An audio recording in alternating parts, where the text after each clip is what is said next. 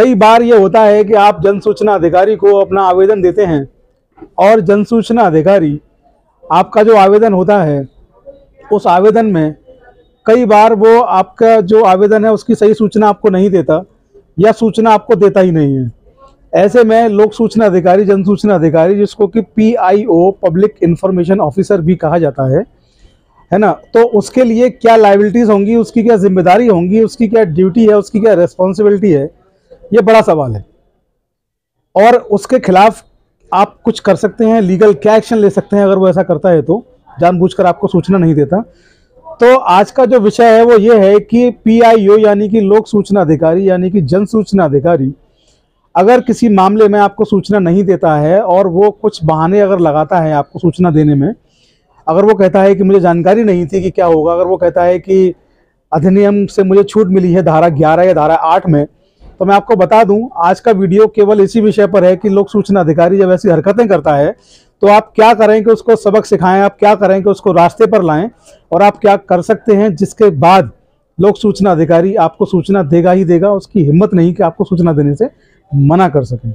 तो आज का वीडियो बड़ा इंटरेस्टिंग होने वाला है, आप बने रहिए चौधरी लीगल एसोसिएट्स पर। मैं प्रतीक चौधरी एडवोकेट आपका स्वागत करता हूं चौधरी लीगल एसोसिएट पर। और जिन व्यूवर्स ने अब तक हमारे चैनल को सब्सक्राइब नहीं किया है, एक बार उनसे दोबारा रिक्वेस्ट कर रहा हूं चैनल को सब्सक्राइब कर लें और जो बेल का नोटिफिकेशन है उसको ऑल पर सेलेक्ट कर लें आप लोग, जिससे कि जो लीगल अपडेट्स हैं वो आपको जैसे ही वीडियो अपलोड हो आपको तुरंत मिल सकें। तो कई साथियों के लगातार सवाल आ रहे थे और उन्होंने मुझसे पूछा कि सर ये बताइए कि जो जन सूचना अधिकारी है क्या उसकी कोई जिम्मेदारी, उसकी कोई जवाबदेही है पूरे अधिनियम में, क्योंकि जन सूचना अधिकारी जानबूझ करके सूचना ही नहीं देते हैं, दूसरे पक्ष से मिल जाते हैं और दूसरे पक्ष से मिल करके जो सूचनाएं जनहित की हैं उनको धारा 11 में पर व्यक्ति यानी कि थर्ड पार्टी की इन्फॉर्मेशन बता करके धारा 8J में 8 फर्स्ट J में उनको मना कर देते हैं, हमको हमारे लेटर को वापस कर देते हैं, हमारे जो आवेदन है उनको खारिज कर देते हैं। तो ऐसी कंडीशंस में क्या किया जाए कि उनको सबक सिखाया जाए, ऐसी क्या कंडीशन होंगी जिनमें वो कार्य करने के लिए बाध्य हैं, अगर उनके खिलाफ कुछ हो सकता है तो बताएं। तो कई सारे ऐसे मुझे व्हाट्सएप मिले, कई सारे ऐसे ईमेल मिले, कई सारे ऐसे मुझे कमेंट्स मिले। चौधरी लीगल की टीम ने इनसे कई कमेंट्स को खोजा और खोज करके जब वो कमेंट्स मेरे पास पहुंचे तो मुझे लगा कि ये जानकारी आप लोगों को बता देना चाहिए। तो मैं आपको बता दूं, लोक सूचना अधिकारी जो है उसकी जवाबदेही, उसकी जिम्मेदारी अधिनियम में पहले ही तय कर दी, सुनिश्चित कर दी गई है। लोक सूचना अधिकारी या पब्लिक इंफॉर्मेशन ऑफिसर अपनी मनमर्जी नहीं चलाएंगे, वो भी बंधे हुए हैं जन सूचना अधिकार अधिनियम 2005 से। और जैसे कि एक आम व्यक्ति जो होता है जब वो आवेदन करता है तो धारा 6(3) में उसका आवेदन होता है, धारा 7 में लिमिटेशंस दिए गए कि धारा 7 में ये बताया गया कि क्या समय सीमा होगी आवेदन की और किस समय सीमा पर काम किया जाएगा और क्या सीमा रहेंगी जिनमें आवेदन, उनके उत्तर और प्रत्युत्तर दिए जाएंगे, और जो लिमिट्स हैं वो लिमिट्स अगर क्रॉस हो जाएंगी, समय सीमा अगर क्रॉस हो जाएगी तो किन सीमाओं पर आपको फ्री में सूचना देने का प्रावधान है। तो आज हम बात कर रहे हैं हरियाणा राज्य सूचना आयोग के एक बहुत महत्वपूर्ण केस की। उस केस में ये बताया गया, उस केस में ये तय किया गया कि धारा 20(1) जो है, धारा 20 का सब क्लॉज 1 जो है, कोई भी जन सूचना अधिकारी उसकी अवज्ञा नहीं कर सकता, उसको मानने से इनकार नहीं कर सकता, उसको मानना ही मानना है, उसके लिए मानने के लिए वो बाध्य है। तो धारा 20(1) प्रत्येक जन सूचना अधिकारी अपीली अधिकारी के लिए मानना ही होगा, उसको मानने से वो इनकार नहीं कर सकता। धारा 20(1) में स्पष्ट रूप से इसका प्रावधान दिया गया है। दूसरा मैं आपको बता दूं, धारा 26 जो है 26 क्लॉज 1 में बताया गया कि कोई भी जन सूचना अधिकारी या अपीली अधिकारी ये नहीं कह सकता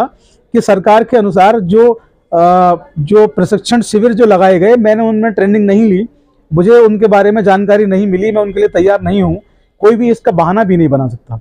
अगर ऐसा बहाना बनाते हैं तो वे लोग, ये माना जाएगा कि अधिनियम की जानबूझकर अवमानना कर रहे हैं। और अधिनियम चूंकि भारत सरकार ने, माननीय जो पार्लियामेंट है हमारी, पार्लियामेंट से अधिनियम को पास, अधिनियम माननीय पार्लियामेंट से पास हुआ है, तो ऐसे में अधिनियम की अवमानना करने पर उनके ऊपर कंटेम्प्ट कोर्ट का जो मुकदमा होता है वो भी उनके ऊपर दायर हो सकता है। इसके अलावा 188, 166A IPC के तहत उन पर मुकदमा हो सकता है। और आप RTI की धारा 18 के तहत सीधे के सीधे राज्य सूचना आयोग या केंद्रीय सूचना आयोग में भी ऐसे लोक सूचना अधिकारी या जन सूचना अधिकारी की शिकायत आप लोग कर सकते हैं। तो ये केस जो है बहुत इंपॉर्टेंट ये केस है और इस केस का जो नाम है, जो टाइटल है, मैं आपको बता दूँ, आप लोग नोट कर लीजिए, आपके बड़े काम आने वाला है। इस केस का नाम है रमेश शर्मा बनाम व अन्य बनाम राज्य सूचना आयोग हरियाणा, 2008 का ये केस है। बहुत महत्वपूर्ण केस है और आप लोग इस केस को इंटरनेट से, मोबाइल से भी स्टडी कर सकते हैं। आज की वीडियो में बस इतना बताना चाहता हूं कि कोई भी जन सूचना अधिकारी बचा हुआ नहीं है। धारा 20(1) में स्पष्ट है कि अधिनियम में जो दिया गया है उसकी अवमानना कोई भी जन सूचना अधिकारी नहीं कर सकता। और धारा 26(1) में ये बताया गया है कि कोई भी जन सूचना अधिकारी ये नहीं कह सकता कि उसने प्रशिक्षण शिविरों में भाग नहीं लिया, उसको ट्रेनिंग नहीं मिली प्रॉपर तरीके से, तो वो नहीं जानता है कि ऐसे आवेदनों पर उसको क्या कार्रवाई करनी है, क्या सूचना देनी है। तो ऐसा कुछ भी अगर आपके साथ होता है तो आप लोग इस जो केस है, इस केस के जरिए उन पर मुकदमा करिए, उनको जेल भेजिए। हमारी टीम आपके साथ है, चौधरी लीगल एसोसिएट की पूरी टीम आपकी मदद करने को तैयार है। तो आज के वीडियो में इतना ही। बने रहिए चौधरी लीगल एसोसिएट्स पर। जय हिंद, जय भारत, नमस्कार।